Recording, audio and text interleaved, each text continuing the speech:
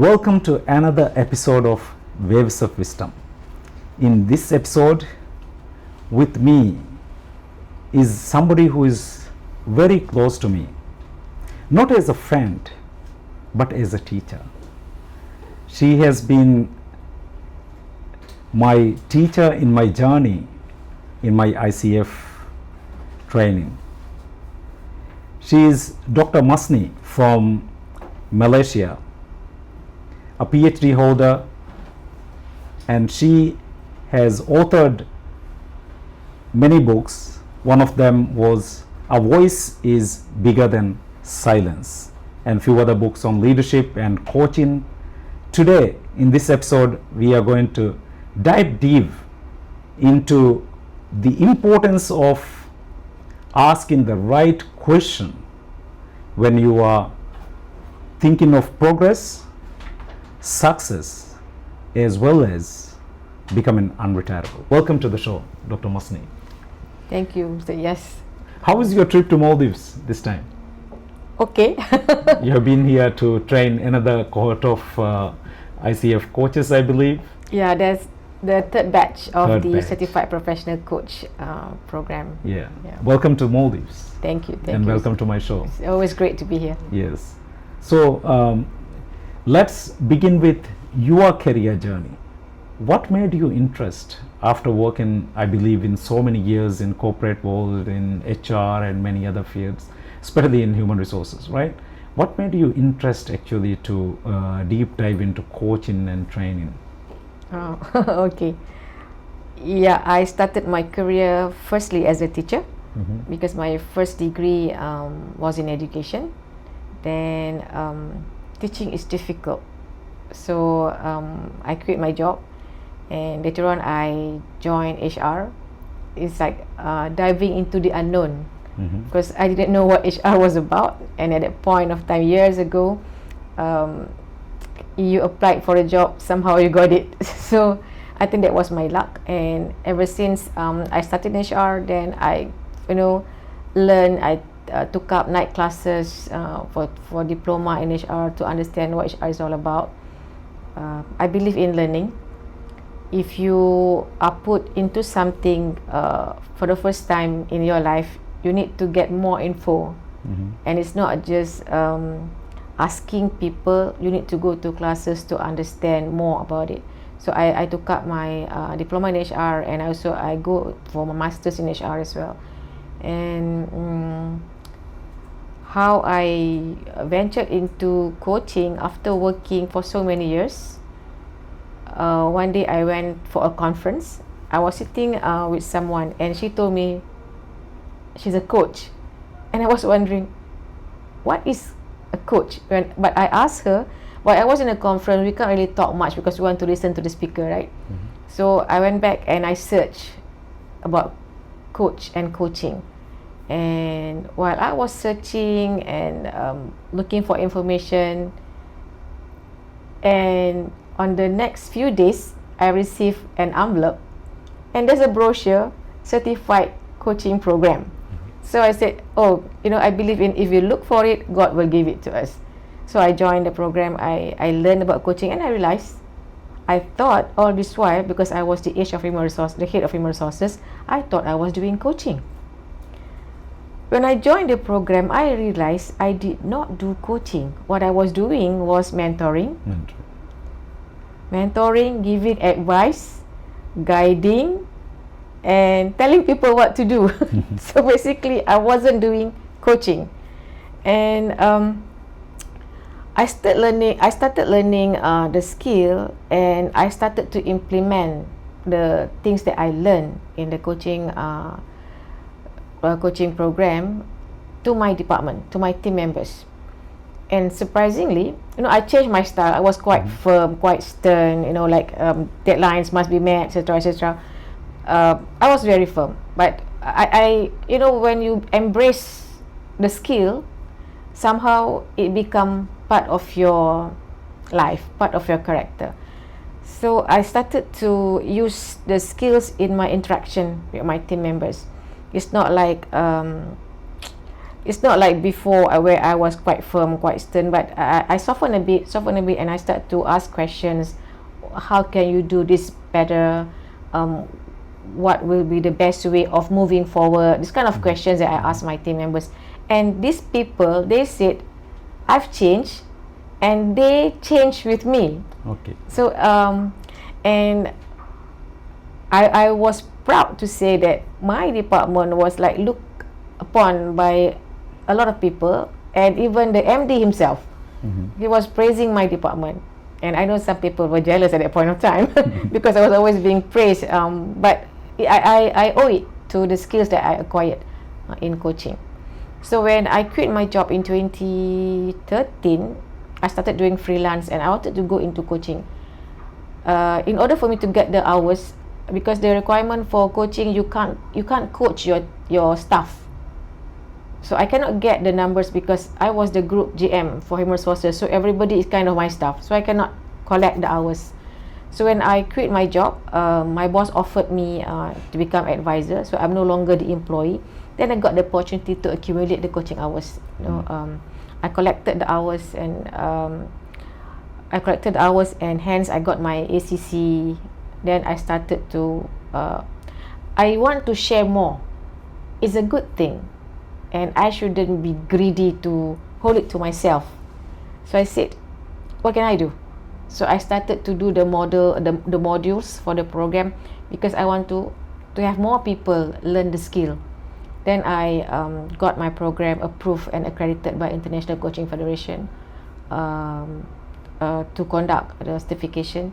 And when you ask about the power of asking questions, coaching is mostly about asking questions. And it is interesting because you don't guide anymore. You don't tell people what to do anymore. Then I realized if we tell people what to do, they don't like it. So it's time to inspire. It's time to empower, and that's what coaching does.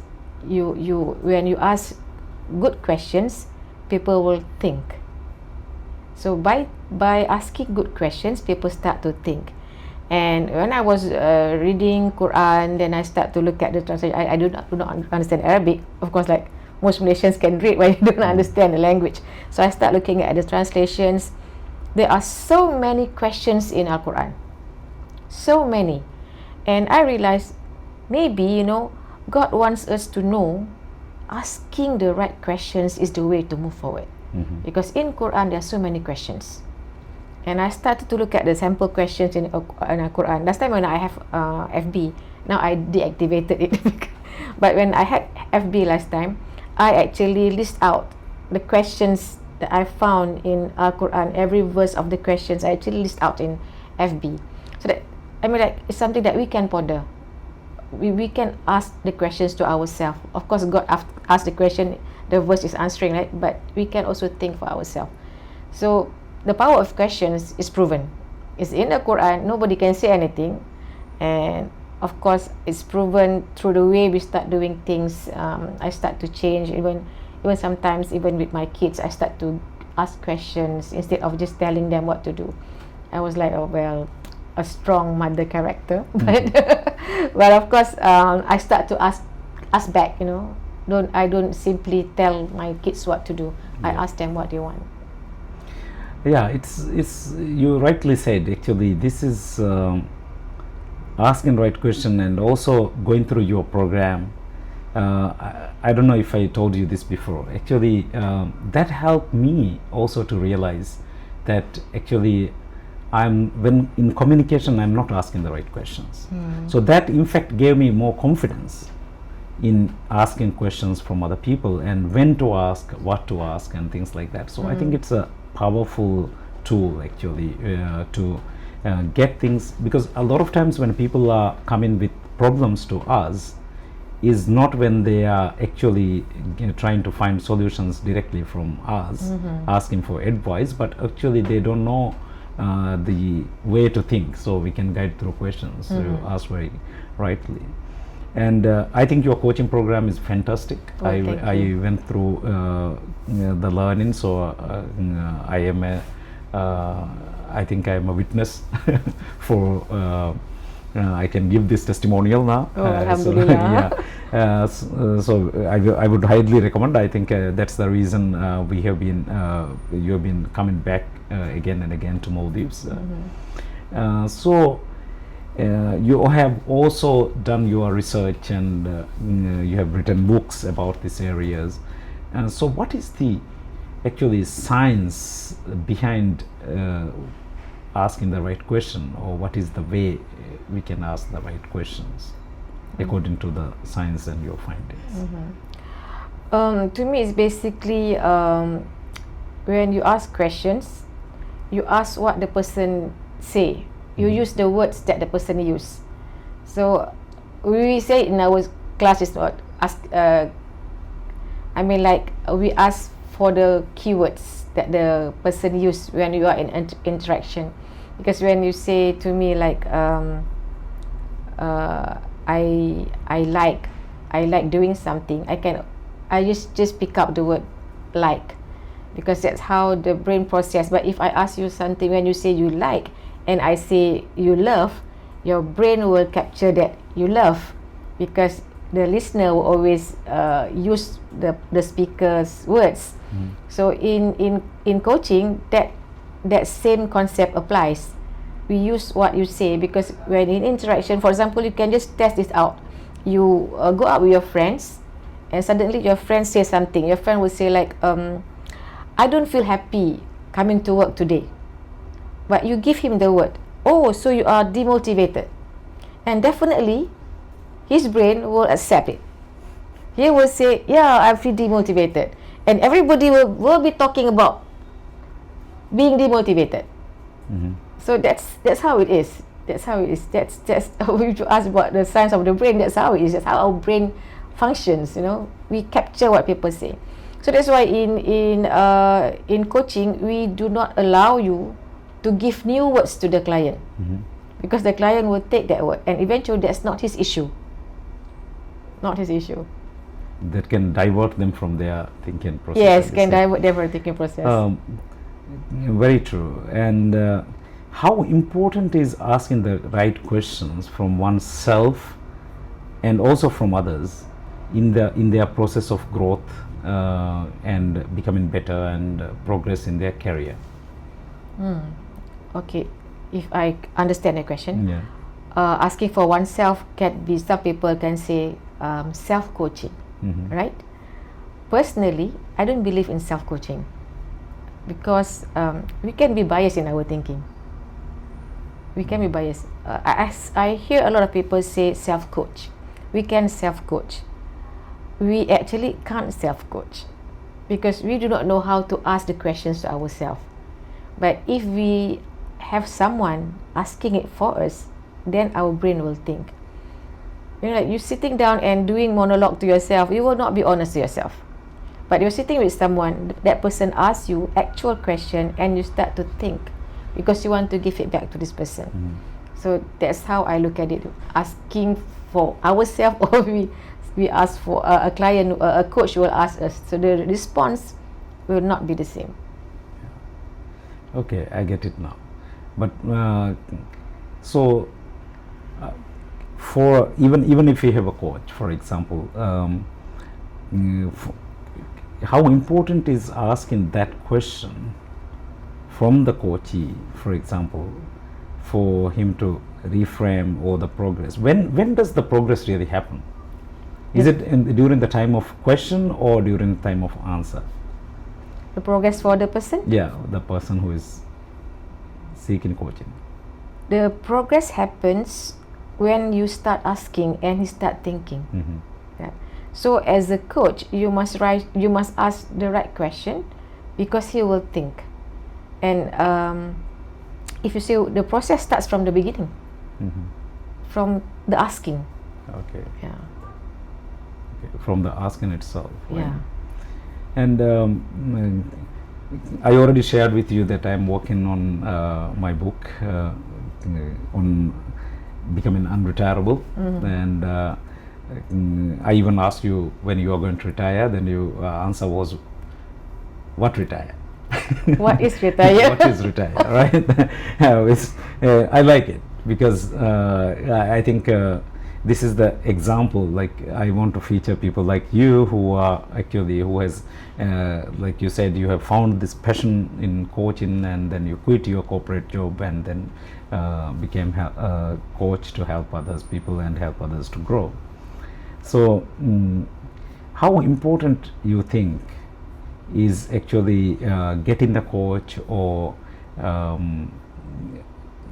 asking the right question again, to actually frame your mind to actually that line, to become unretirable, what I call.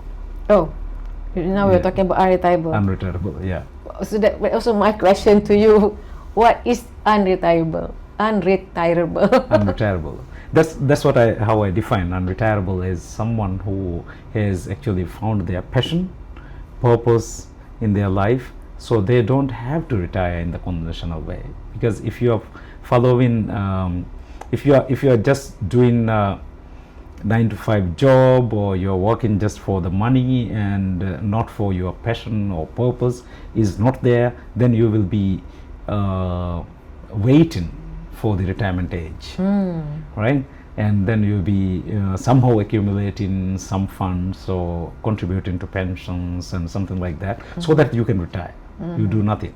But what you do after that is very important. So I think it's more important to actually find what we can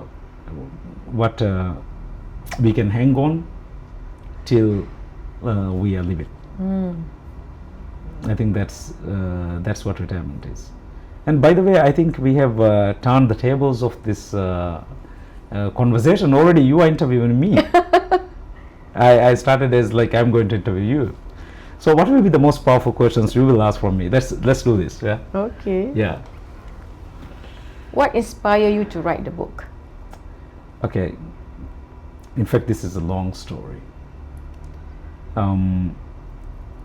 I have actually, you know that I am originally a finance professional, right?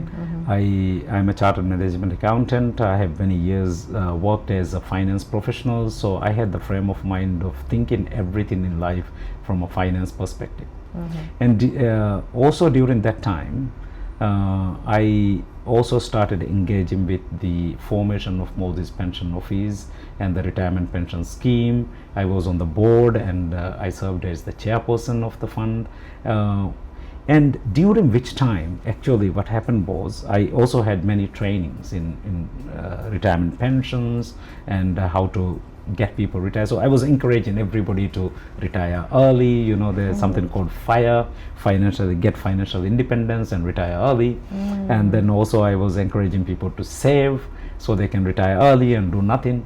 And then so I attended like the World Pension Summit, and many learnings like this is always directed on the financial aspect of retirement. And during which time, my dad, who has served about 27 years in the civil service, the government at that time has offered for long-serving employees, even if they have not reached the retirement age, to take a retirement package and retire early. And he called me up because thinking I am the one who will be more qualified in advising on retirement. And then I looked at a pure financial aspect, and I advised him to take the package and retire.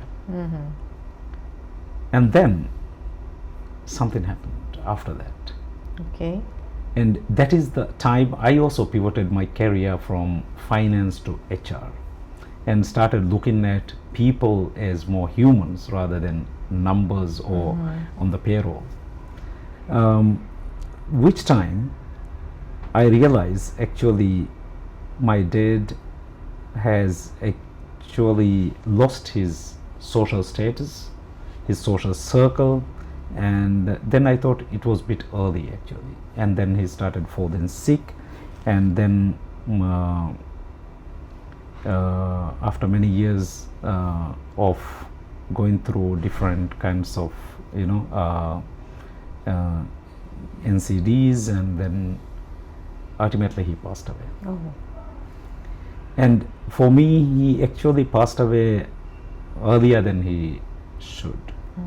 So I had this small guilt inside myself, and which during that time, just before he passed away, few months back, my mom also passed away. But my mom was not sick, and then it was just a quick departure.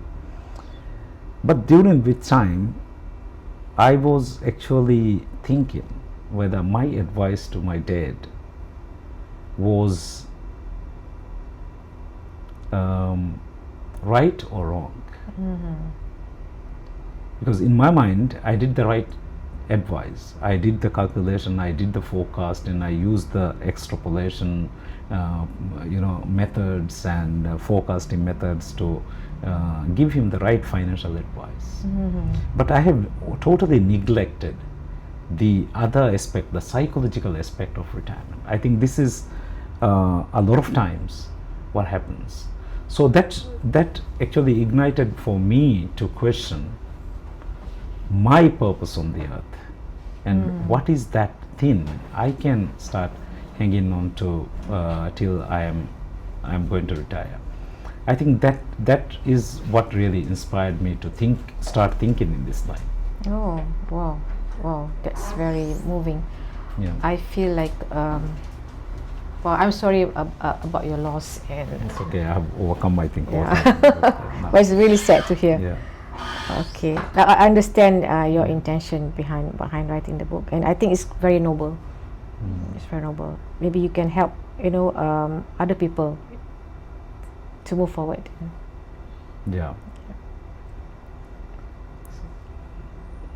So that was exactly, and I always like to help other people. Even from my childhood, I always like to assist others, because I think that it came also with the frame of mind, because I started as a Cub Scout, and I can still remember when I come back home and when my mom asked to assist in the house chores or something to help something, to take something from somewhere and come or something like that. If I don't go, do you remember that you are a Cub Scout? She would say, that Cub Scouts are supposed to help other people. So I think that really framed I became a very senior scout later. During my school days, I think that really ignited in me to help other people. And you very rightly said, and that in that moment in my life, that was a few years before COVID, and I was thinking what I can do which I will be more passionate, as well as something which I can help others. So that is where I actually was exploring my possibilities, and I came across a profession which I haven't heard before, called professional speaking. And that thought process led to accidentally me meeting Afif and and start talking about forming a professional speakers association in Maldives, and then I came to realize that he's already a practicing speaker, and then so it really motivated me, and then we formed the Professional Speakers Association, and I think that is how all that journey came in last 6 years. And actually end of last year I was thinking, okay, actually what is the reason why actually I started my journey, and how I can help others to become what I also thought. So when I was thinking about this process, I came up with this, always it comes back to retirement. Because someday I also have to retire. And I advise my dad to retire, and then I advise many other people to retire. And I was in the process of forming the retirement pension scheme and everything. And then I realized it's not only about money. There's more to retirement than just money. So I need to get this message around. I need to tell people that there's more to retirement than actually just becoming financially independent. That's interesting. I just have a question. I know it's your interview, but how do you plan to do all this? By writing a book, yes, But what else? I think this itself, I have been recording these podcasts. So this is, I think, the 15th episode of our podcast. Okay. I started an international podcast because I want to send this message across the globe. So one way is, of course, this will lead to, I'm writing the book, so when the book come out, I think I can reach a wider audience. And also a book is always something which which can record history and which can freeze history in a book, right? So even if someday, after many years after I'm gone, still the book will be there to guide people, right? Okay. And also you ask how, and one of the ways is, of course, and that led me to form my purpose. So one of the things which I came up always was, what can resonate with me, what energizes me to do, and one of those was like helping other people, like I said earlier. And then helping people to do what? Yeah. Is it for them to become financially independent because I'm a finance person, or is it because helping them to learn a skill or something like that? Then I realize I should be helping people to grow themselves, become better versions of themselves. And when I was actually thinking about that, only MARP came up with this course on ICF coaching. And when I read more about coaching, like you said, I realized coaching is a powerful tool to help individual person to actually become a better version of themselves. Yeah. So that's how it came about. Okay. All right. So when will this book be published? Inshallah, I'm thinking at least early part of next year. Oh, okay, great. Actually, I launched this podcast in India in February. This year February. So I told my friends back in India, most probably India Professional Speakers Association event, but not necessarily the date is set in stone, but hoping to actually release it early next year. Early next year. Yeah. Okay. Right. Great. Yeah. Do you have any other questions for me? Now I think the interview has done. You are interviewing me now. Yeah, because it's kind of interesting. Yeah. I haven't thought about it. I haven't thought about when you told me about your late father, how retirement has make a person lost his social status and Health. and I've never thought about it. I've never thought about it, and I think it's also an awakening for me, because I was never thinking about it. Because I don't know, I don't think in my stage, because I'm a private sector, so if you don't do things, you don't have money. Okay. So coming back to your unretirement,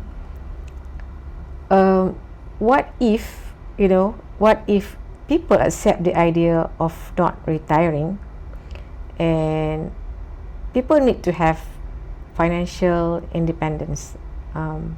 So how can you assist them in your book to make people have some awareness of, yes, I don't really retire, but how to make that income to sustain their life? I think that's a very important question, and one of the things which I am thinking always is, of course, becoming financially independent or having money to meet your basic needs is important, even to pursue your passion and purpose. But if your passion and purpose can also generate money, how beautiful that would be. Yes, that would be great. So one of the important things I want to convey in my book, and also through my podcasts when I'm interviewing, is actually some of my guests have already told my audience, don't wait till you are retirement age to plan for retirement. that means actually when people are young, they have to start saving, investing, and realizing there will be a day that we cannot actually work like we are working. But at the same time, that is one aspect of it that will make you so finance is only a vehicle or a tool which will enable you to do what you love to do. Yeah. It is not the ultimate goal, but it's a need. Yeah, it's a vehicle. And when I was actually searching all those things, I think professional speaking, coaching, training, these are beautiful professions where if you love it, you are pursuing your passion, at the same time you are earning something. So actually it is like a give and take, but always even in these professions, people have more of a giver's mindset, I believe. So if you are ready to serve, you are ready to add value to others, and if people find value in what they are doing, they will continue paying you. And I think you are experiencing that, isn't it, as as a coach trainer. Yeah. So how your journey has come up to now? What do you think when we talk about this now? Do you find yourself really unretirable? I would say I have no plan of. I've never thought about the word. I have no plan. It's just that I just continue doing because I like doing it, and I think what happened to me is I found my purpose. I found my purpose of living. So, i.e., doing things that will benefit others. That's why I write books, as you mentioned. Books will be there. So, my journey from holding a high position in organization, my salary was higher than what I get now. Because I didn't really go out and go after businesses or anything. I also even refused to do some work for clients, not for potential clients, because I don't believe in what you want me to do. So, to that extent, because a client called me up and met me and asked me to help them to do retrenchment package. I don't believe retrenching people is what I have never believed in that. So I don't want. I said I don't want to help you in this. You better find someone else. I mean, like, you can pay that person how much that you want. I'm not interested, because that is killing livelihood. Retrenchment, you see, like retiring people in a nicer word, is killing the livelihood of others, and I don't want to be a part of it. So if you talk about the journey, it is fulfilling emotionally, but in terms of financial, I don't get as much as I get when I was working, but I'm okay, because at this age, not everything is about money. It's about I have enough, and my enough will not be the same as your enough, and will not same as other people's enough, but I have enough, and I know when to spend and when not to spend. So coming back to the journey, it's not an easy journey. But it's a fulfilling journey. Yeah, it's, you rightly said, when somebody finds their purpose, it becomes really fulfilling. And one thing I have noticed is, once you really identify that, the whole universe and comes together, I think, to actually make you, and also you keep on praying to God, and then it becomes your prayer of the heart at the end to actually to drive that purpose, and then, like a magnet, you keep on actually going in that path, isn't it? Yes. It's quite magical when I reflect back last 6 years of my journey as a professional speaker even. Yeah, I believe in prayers. Yes. I believe in prayers, and just to share with you, when I start doing my business, most of my clients, I do not have sales team. I may have soon, but I don't have. But most of the jobs I get through connection and recommendation, and even my ex-bosses hire me back and then to do work for them. So I believe it's prayer, and God knows that we want to do good. So I think that helps. I think that helps. Prayers really help. Some So- people don't believe in it. So we have been talking about asking the right and most powerful questions. What is that one question you would ask from someone who is actually struggling to figure out their purpose or their passion? Because a lot of people, because even I went through this during med career, there are times like where we don't want to continue anymore, or we question whether what we are doing is right or wrong, you know. And so when somebody is in this situation, what would be the question you ask? I would always, I believe in the power of heart. Yeah. Although I teach coaching is about thinking, so I also have another coaching program about resilience. Resilience. So based on science, the heart that sends signal to the brain. So if your heart is okay, your brain is okay.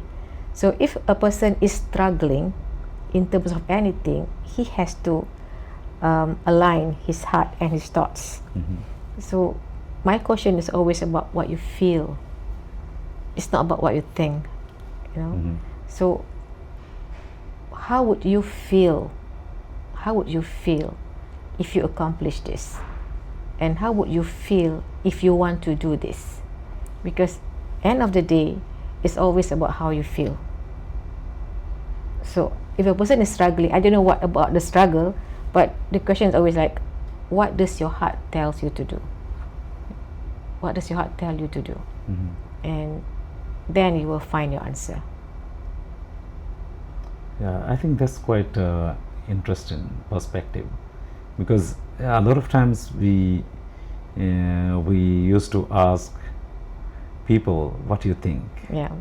And I am one of them who always ask. When somebody asks me something, I even ask back, what do you think? And I still remember during our training, it became like a fun exercise even, right? When we I don't think. when you tell us, hey, don't think.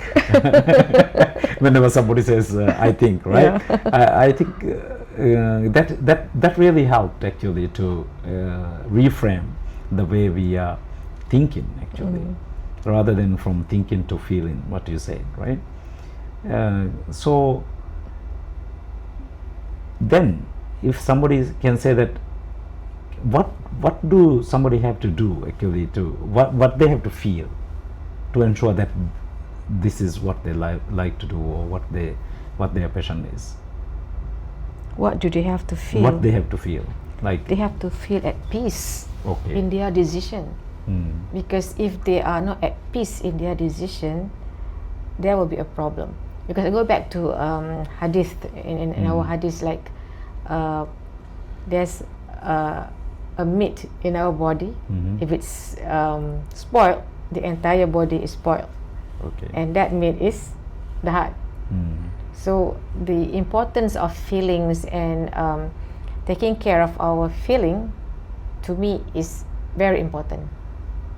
And no matter how brilliant you are, but if you are sick inside, you have jealousy, you're not happy, you hate people, that will make you sick. And this signal from your heart was sent to your brain to do bad things. Okay. So we have to make sure that it's clean, it's pure, and by answering, if we are at peace with our decision, then we won't make the wrong decision. That's what I believe. So it's very important to be at peace, right? Yeah. Yeah.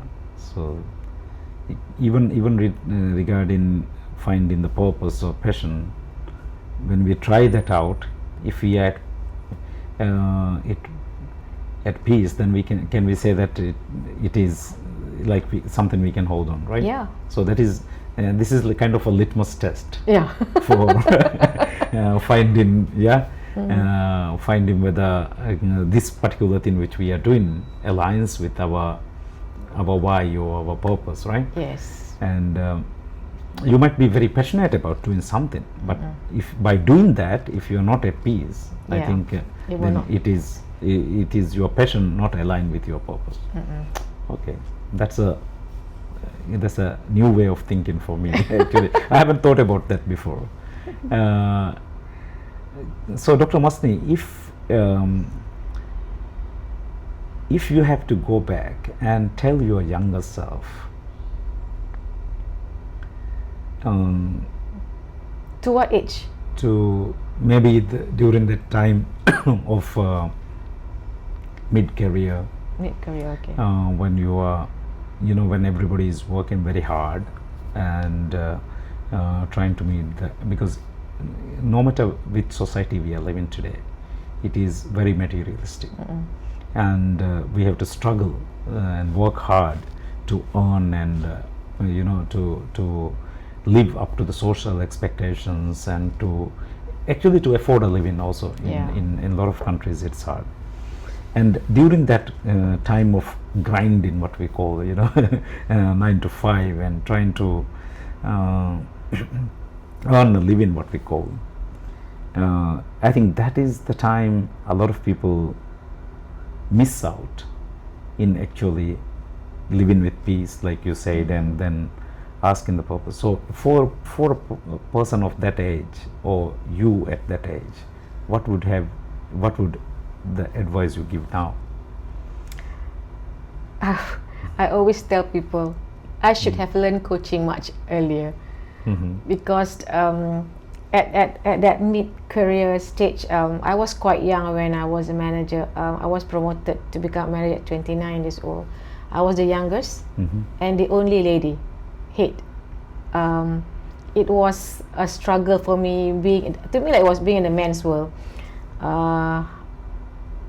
I'm more on performance driven. Sometimes, as you say, we forgot that we are dealing with human being. And I always tell people, I wish I learned coaching at that stage. I wish I learned coaching at that stage where I can treat people better. I do make mistakes, yes. I do. When I look back, I was always saying that I shouldn't be doing this. I shouldn't be typing while talking to people. I shouldn't be saying like, "Oh, I don't care. You must do this." I mean, like now, after I've learned coaching, I realize that those are the things that I shouldn't be saying and shouldn't be doing. So if at that age I learned coaching, I was a better manager. So if you talk about at a career level, yeah. So you are saying that coaching is one of the most important skills for any leader, right? Yeah. It's very important. So if you going back to asking about questions, if you are coaching me to actually write a better book, what will be the questions you ask me? Few questions. To write a better book. Yeah. Wow. If you were to write a better book. In my journey to make this book better, so that it will benefit more people and people will be interested, something like that. Okay. I see the intention to do the book is great, because it's going to help a lot of people to plan their future life. But I will also ask you, what kind of value do you believe that you can bring to people's life? What kind of value? Yeah. You mean?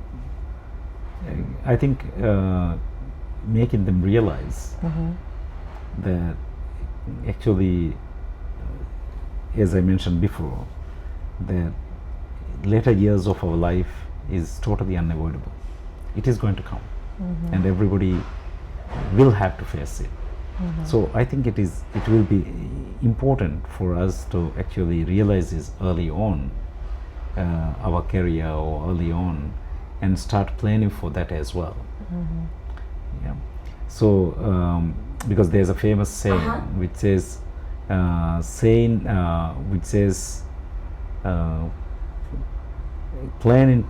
faith into plan is actually planning to fail. I think this is the reason a lot of people actually, even because some of the aspects I'm also trying to bring out is not only about financial, but also about the health aspects, being careful from early on, and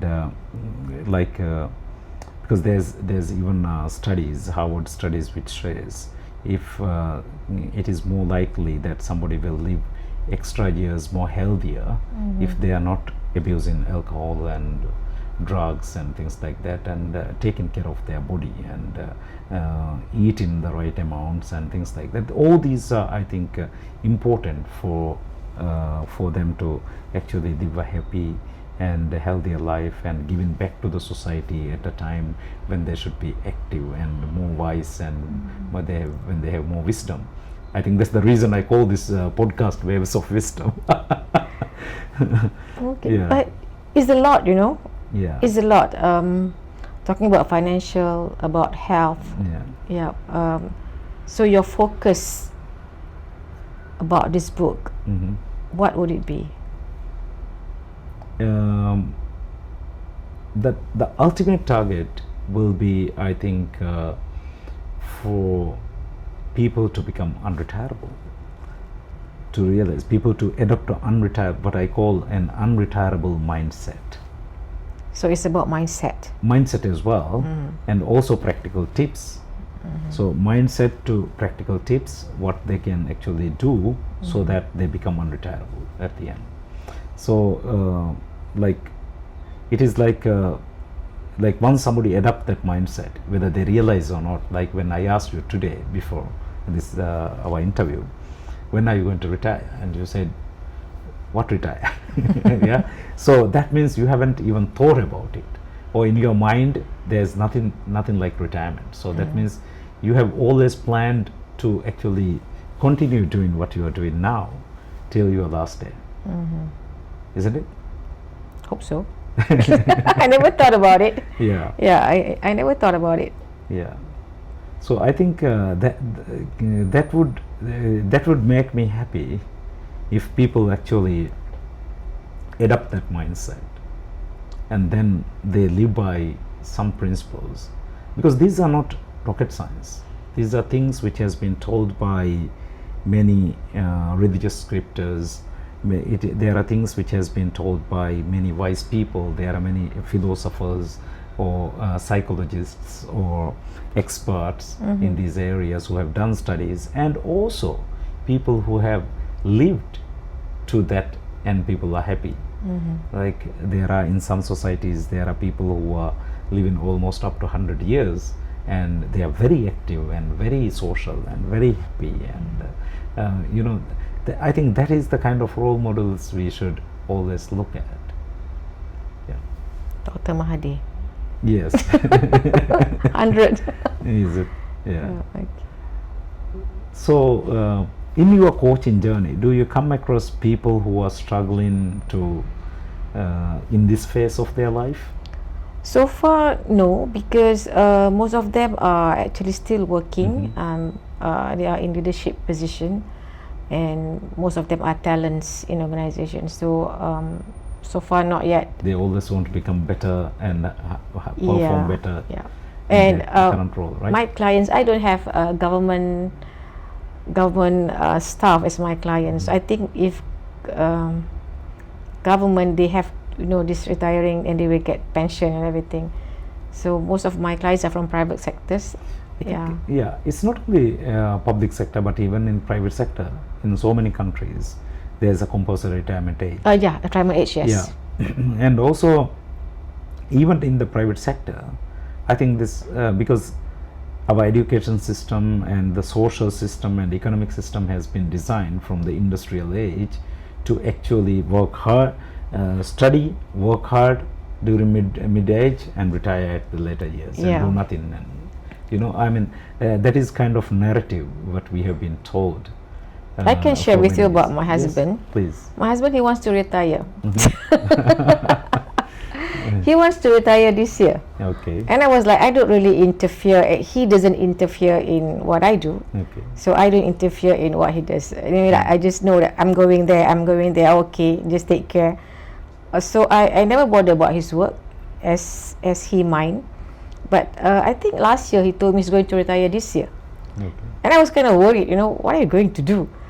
I mean, like, I still want to go out and do things. If he retires, he will stay at home, and I'm sure he's going to make my life difficult. So I asked him, and when he kept telling me, I want to retire next year, So I asked him, okay, you want to retire, what are you going to do? He said he wants to do gardening. He wants to do gardening, he wants to relax. So I asked him again, how long do you want to do gardening? And he said, oh, forever. I said, how big is our garden? And he just kept quiet. So I said, can I suggest to you, if you want to do gardening, might as well you buy an orchard and sell the fruits, sell the flowers, because you like our space is quite small, and you want to do gardening. How much flowers or how much plants can you plant? And he kept quiet. And I said, so how long do you want to relax? He looked at me like, to me it's a valid question. I think this is a very important question. Yeah. And these are the kind of questions we should ask from people who are trying to. Yeah. I mean, how long do you want to relax? And he looked at me like, I know what to do with my life. He said. I said, yes, I know you are brilliant enough, you know what to do with your life. I am just curious, what are you going to do? Because your life is connected to mine. Of course. So I said, so how long do you want to relax? And I said, I don't know. I just know what to do. I just know what to do. So I said, can you list down to me what you want to do? I'm not like trying to scold you or trying to change your mind. I just want to understand. Coaching him. It was indirectly. Okay, yes. I was like, I just want to understand. Okay. I just want to understand what are the things that you want to do. One, you say you want to do gardening. One, you say you want to relax. What else do you want? What else will be in your list? Because I said, maybe you will live long because your grandfather lived long. Your father is still thriving, still very active. And I'm sure you also will live very long compared to me. My mom died at an early age. My dad passed away very early. So I think I don't live that long, but you definitely will be long. I said. So, so I said, what are you going to do in your long life? Then he said, let me think about it. So this year he said he's not going to retire. Okay. So you made him unretirable. So I mean, like, we have to have these questions. You are so excited because when you have a lot of work to do, you feel you want to retire. You are overwhelmed. Yes, you're tired. You want to retire, but when you do retire, what are your plans? Your life does not end when you retire. You have more time. Before you retire, you work like 8-10 hours or 12 hours per day, or 24 hours for some people. But after you retire, that 8 hours, 10 hours will be yours alone. Yes. So what are you going to do? True. What are you going to do? And somehow, since we are in private sectors, you need to make some income. It's not be like a lot of money, but at least to sustain your daily expenses. That's all. But so what are the things that you're going to do? And because of these questions, he decided that he's not going to retire. So this year he changed his car. So that's a very, very, I think, important story for us to realize. And this is what exactly my questions also. It's not what I am trying to tell people is not necessarily you continue doing what you are doing. I am a chartered management accountant by profession. At the start of my career, I was into accounting, and then I kind of enjoyed it when I was doing it, and I was well recognized even within the industry as somebody who has a good in-depth knowledge of hospitality accounting and how does it works. But then after I changed to my HR, I totally lost interest in accounting. it's how you pivot your careers and then how it turns around. So your passions can change, I think, isn't it? Yes, definitely. Yeah. It don't have to be set in stone, you know, this is my passion, it will never change. It can change over time. Passion will change if you find a purpose. Yes, exactly. So once we have our purpose, our passions will keep on changing until we align that passion with the purpose, and then we move forward, right? I think that is the beautiful thing about the message which I like to give. And when I talk about this to a lot of people, because in my circle a lot of them are professional speakers, and one thing common I am finding is that everyone, when I ask them, when are you going to retire, they say, what retire? This is what I love to do, and this is my purpose, and I'm passionate about it. Yes. I think that gives me hope, and that inspires me actually to write more about this and to talk more about this, because people like professional speakers or coaches is actually a very niche, very small number compared to many professionals who are out there, like doctors, lawyers, accountants, and engineers. So I think most of those professions, they have this thought, okay, I cannot do this forever, so I have to think of my retirement. And so it is okay to think like that, but then I want to ask the question from people, okay, if they don't have their, even if they are not a doctor, a lawyer, or an accountant, or engineer, what could they do for the rest of their life? Yeah. I think that is the important question. What do you think? Yeah, I agree. You agree? Yeah. So coming back to your feeling about our conversation, what do you feel about, not what you think, what do you feel about the message I'm building? I feel excited. I feel that our conversation is actually gearing to the same purpose, i.e., in life we need to find purpose and align our purpose with our value system and our action. Then only we can find peace. So to me, our conversation is aligned, and may what you want to do, you know, like become success. And I'm truly happy about this. Thank you very much, Happy and Dr. excited. Masni. What is that last one question you would ask from somebody who want to, you already told with an example of many things you are telling about. What is that last one question you think I should ask from somebody who is thinking of retirement? Somebody thinking of retirement. What are your plans after retirement? It's a very important question, isn't it?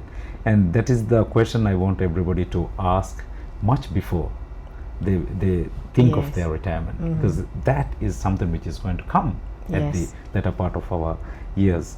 So Dr. Masni, thank you very much, and it has been a real honor and pleasure for me to, I think I have not had this kind of very open conversations with one of my teachers for a long time, because I don't get to meet my teachers from school or college quite often now. So I'm really happy, and I feel that this episode is going to be a wonderful episode where people get a lot of takeaways and will ignite their thinking and their feeling. Inshallah. Yeah. You're using feeling now. Now I'm using it. Yeah. Thank you so much. Yes. But I do hope you consider me as your friend. Of course, yeah. Instead of your teacher. Well, thank you so much, and I am honored to be called for this session with you. Thank you. Yeah. To our listeners, this conversation has been very unscripted and unplanned, and whatever we discussed on this script came from our heart.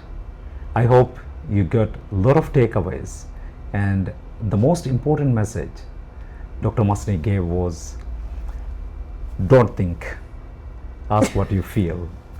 Until we come back, again, don't think, be awesome. Thank you.